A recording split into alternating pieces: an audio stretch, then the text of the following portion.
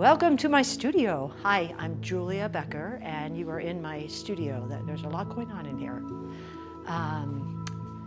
The origins of my living in Great Falls.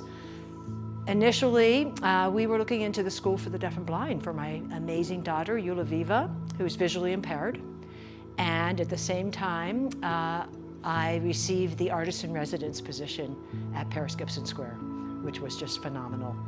So I was having a hard time finding a studio in Bozeman, and they offered me a beautiful studio that brought me here, along with the School for the Blind for Julia. There she is, Julia. Yeah, so, you know, what is my art all about? Well, I've always made art, so it's something that I've always done from when I was a really young child, you know, as far as I can remember, and I was always considered the artist, so even when I was really short.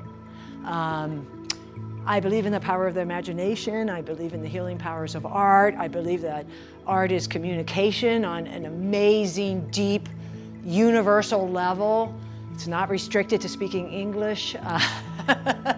I grew up in a community and a culture that really put the artists at the peak as far as what we try to do with our lives, and that we have jobs and we do a lot of other things, but how do we come to a place where we create something that is hopefully bigger than us? And so for me, it's so much who I am. It's almost hard to talk about it. But yeah, it grounds me. It keeps me alive. I can't imagine not being an artist. I don't know how other people do it. Fortunately, we have Gibson Square Museum of Art and their educational program, which has always been phenomenal. And the people who work there are really doing service work for this community. The fact that they welcome everybody in to create something is such a gift to the world. I really probably couldn't live in this town without Gibson Square, because especially when I was teaching at the university, very connected with the museum and doing a lot of collaborations, and they were really supporting us and we tried to support them. Nicole approached me after the pandemic about having an exhibit there, and I was very hesitant because I'd been in my cave, very much in my cave, meditating, going into a really deep spiritual place, and producing work about the end of the world, basically. We showed the body of land.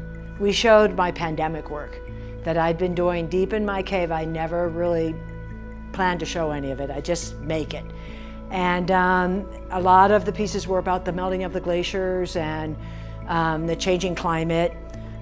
They were about the land, and I was going to sites, super fun sites and different sites, and dancing on the land and getting my inspiration from that, and then coming back to the studio and improvising and working on pieces. And it's a printmaking technique I'm doing. It's very experimental.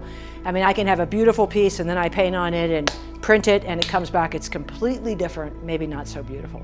I don't try and make beautiful work necessarily. I try and tell the truth. But I'm so grateful for the receptive audience in Great Falls. I mean, this is an opportunity for me to say thank you, Great Falls. Seriously, Great Falls has always welcomed me and been receptive. There are people here with open eyes, open hearts, curiosity, you know, wanting to learn, wanting to go to new places, wanting to see something they've never seen before. You know, this is really what fuels the arts. Is, you know, we need our audiences and we need our supporters and we need the curiosity of the community, and this will fuel the arts in this town if we can cultivate that. I've been so supported in this community, and throughout my life, really, I feel so blessed. And you know, my husband Daniel Beal is a phenomenal artist himself. He's a printmaker, a sculptor. He's also full-time plus caregiver for our daughter, our special needs daughter, Julia. And both Julia and Daniel inspire me through and through and support me, and we work as a team. Thank you, Daniel. And also Nicole and Gibson Square Museum of Art. Awesome bunch of people there, incredible museum. Do so much for our life, our world, our children, our descendants, seriously. And I'd like to thank Bob, who is the landlord of my studio space, who makes it possible for me to be here. And all of you for being being here at the gala and supporting the museum and supporting the arts in our community, it's worth it. It's an investment in the future, and it's really important.